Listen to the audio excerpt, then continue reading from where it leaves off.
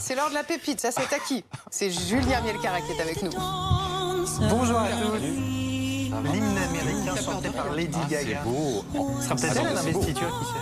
Ça se respecte. Ça se respecte. Tu me dis, hein. Allez, on y va. Je voulais revenir sur toutes les images qu'on a vues ce week-end, évidemment, avec l'élection de Joe Biden. Et 3 choses qui vous ont sans doute échappé. D'abord, je voudrais revenir sur le discours de samedi soir. Joe Biden et donc Kamala Harris, la vice-présidente élue, qui a insisté évidemment sur le caractère historique de sa nomination. But while I may be the first woman in this office, I will not be the last. Mais je ne serai pas la dernière à occuper ce poste, c'est sûr, même si je suis la première. Voilà, elle a insisté avec les mots, mais aussi via sa tenue. Regardez, cet ensemble blanc n'était pas choisi au hasard. C'était un hommage aux suffragettes. Regardez cette archive.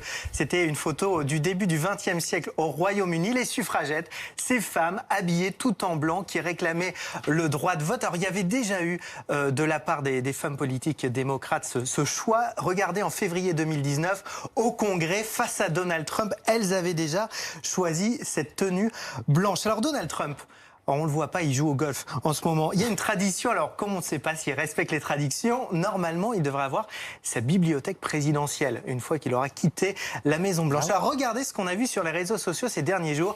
La bibliothèque présidentielle de Donald Trump, un compte Twitter et aussi un site internet. Alors vous allez voir où cette bibliothèque a l'air grandiose, sauf que voilà, cette œuvre d'un cabinet d'architectes est en fait complètement bidon.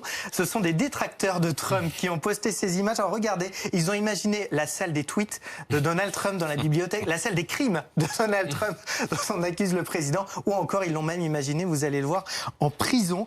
Rien que ça. Alors pour terminer ce matin, une troisième image, dernière image émouvante, ce feu d'artifice incroyable. Tendez l'oreille.